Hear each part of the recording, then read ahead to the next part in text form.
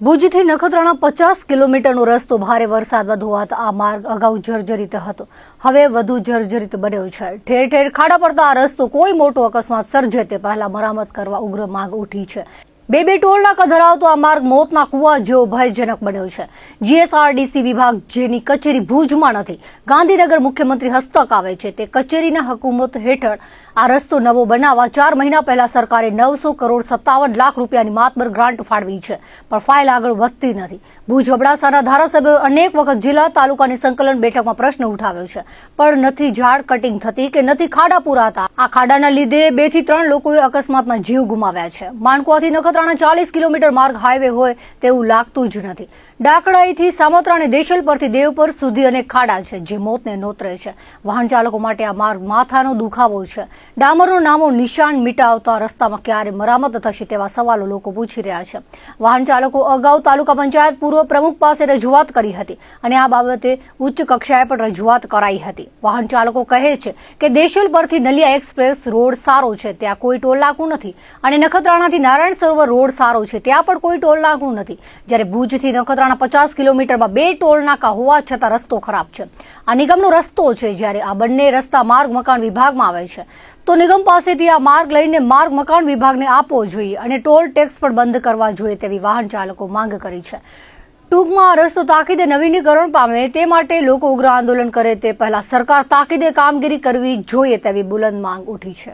ભુજ નખત્રાણાનો જોઈએ તો આ ટોલ ટેક્સ વાળો રોડ છે આપણો ભુજથી નખત્રાણા, એનામાં અવારનવાર રજૂઆત ખૂબ જ કરી છે, પણ એ રોડમાં હજી ખાડા બધા જેવા જોઈએ એવા પૂર્યા નથી.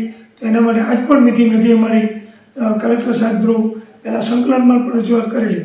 એના સિવાય અત્યારે દયા પરથી નાણસર વચ્ચે કનોજ પુલ કહેવાય, એ પુલ મોટો તૂટી ગયો છે.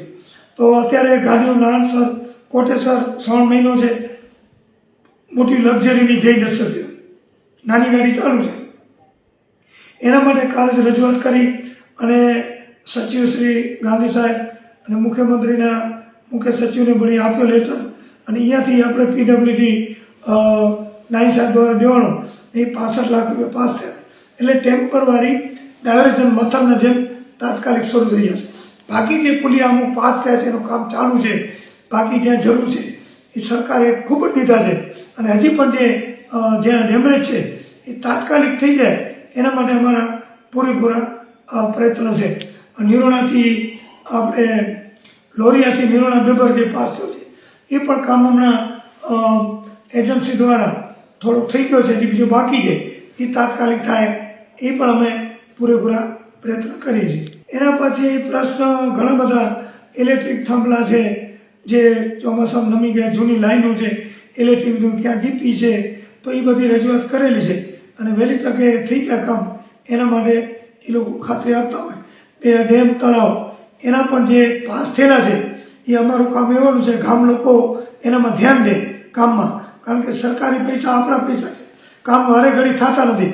આ ભારતીય જનતા પાર્ટીની સરકાર ખૂબ કામ કરે છે, તો ડેમ તળાવમાં માથે રહી અને સારા કામ થાય એના માટે ધ્યાન આપે.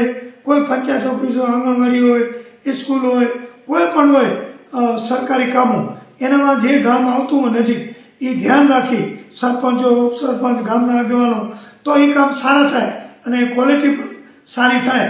એના માટે આપણે બધાની ભલામણ છે અને થોડું ધ્યાન રાખે એવી મારી બધાની ભલામણ છે. પશુપાલકની વાત કરીએ અત્યારે તો કણકુસાની એની રસીના ઇન્જેક્શન છે એ પણ ભલામણ કરી છે. દવા અમુક ઓછીઓ છે ઘેટા બકરાની, તો એની પણ દરખાસ્ત કરી છે કે જલ્દી એમને મળે, જેનાથી માલધારી માટે આજે એક બકરી પણ 10,000ની જે મોટી વસ્તુ છે. તો જે તે રજૂઆત આવે છે ખેડૂતની હોય કે જે આવે છે એ સરકારમાં અમે રજૂઆત કરીએ છીએ. ખાતરનો અત્યારે મોટો પ્રશ્ન છે, યુરિયા ખાતરનો, તો કાલે જ રાઘવજીભાઈ પટેલ સાહેબને પહેરો તો મારા 3 તાલુકામાં બિલકુલ ઓછું આવ્યું છે, તો એમને ખાતરી આપી છે કે ટૂંકા ટાઈમમાં જલ્દી આવી જશે ખાતર, એવું મને વિશ્વાસ દીધો છે.